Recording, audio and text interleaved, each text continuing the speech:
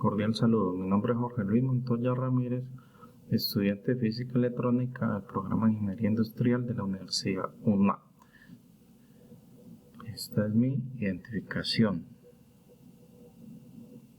Bueno, en esta ocasión vamos a explicar 4 conceptos de la tarea de 2 de fundamentos de circuitos semiconductores y corriente alterna. Y más una pregunta problematizadora. Pues empecemos. Es periodo de señal de corriente alterna. Dice, es el tiempo que tarda en producirse un ciclo de corriente alterna completo. Se denomina T y es la inversa de la frecuencia. Nosotros en nuestros hogares tenemos una tensión de 110 voltios a 60 Hz. Por lo tanto, vemos que la frecuencia es 60 Hz.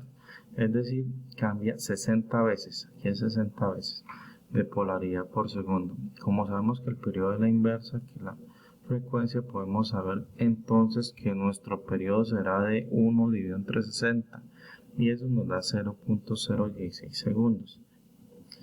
Como en este gráfico, lo que tarda un ciclo es el periodo.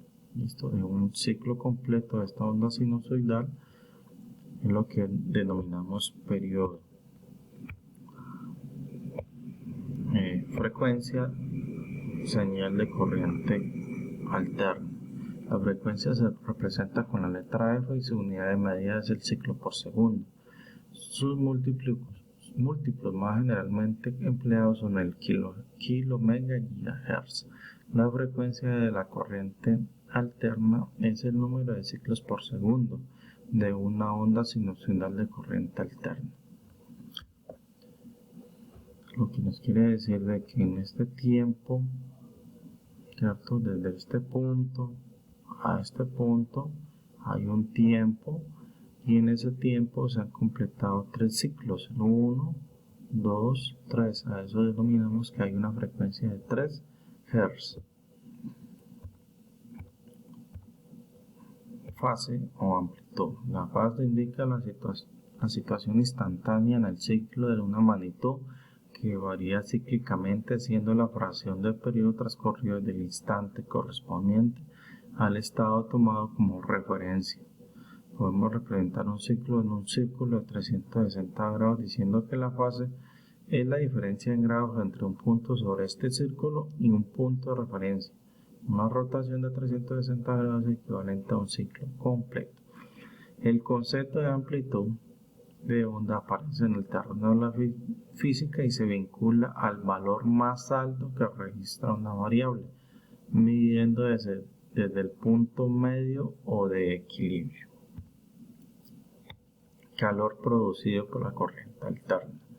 Aquí tenemos que ver con el tema de los joules.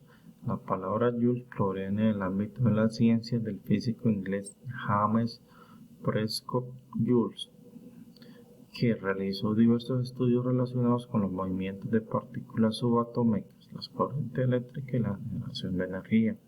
El efecto Joule es el desprendimiento de calor provocado por el movimiento de electrones o también conocido como corriente eléctrica por un material o un conductor. Este efecto se recoge o tiene la siguiente fórmula: Q es igual a P por T, donde Q es la energía o calor desprendido, la P es la potencia consumida, medida en vatios, y la T es el tiempo transcurrido medido en segundos. Cuando fluye, ¿cierto?, electrones por un conductor, entre ellos pues existe una variación, se chocan, entonces empieza a generar una temperatura.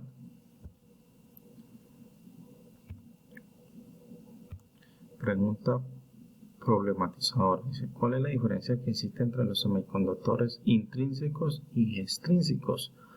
Ahí está la gráfica de un conductor intrínseco. Dice que un material semiconductor es hecho de un solo único tipo de átomo. Se denomina semiconductor intrínseco. Los más empleados históricamente son el germanio y el silicio, siendo este último el más empleado. Semiconductores extrínsecos.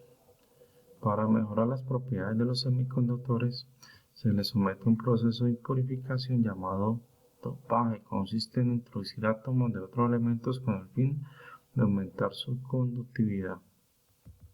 Hay dos tipos, tipo N, donde dice que hay una impureza del material del donante aporta electrones libres, y tipo P, antes lo contrario, la impureza del aceptor crea un agujero.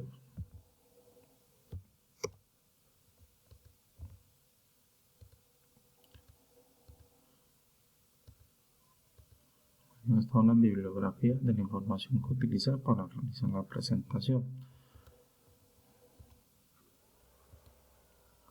Bueno, muchas gracias por su atención.